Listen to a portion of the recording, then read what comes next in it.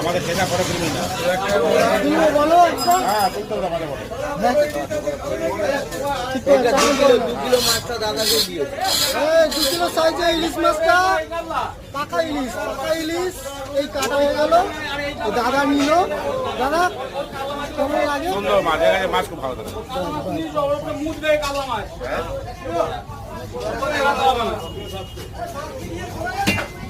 কোথায়? হ্যাঁ পিস গোল দেখো পিসগুলো কত মোটা মোটা 100 গ্রামের কাছাকাছি। সাইজ মাছ এই পাকা ইলিশ করা হয়ে গেল।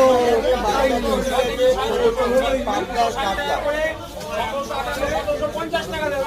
কত কেজি হয়েছিল? দাম এটা 1 কিলো 300। দাম দাম দাম কত হয়েছে? 1 কিলো 300। 2200 টাকা আচ্ছা 1 টাকা কম দেবে।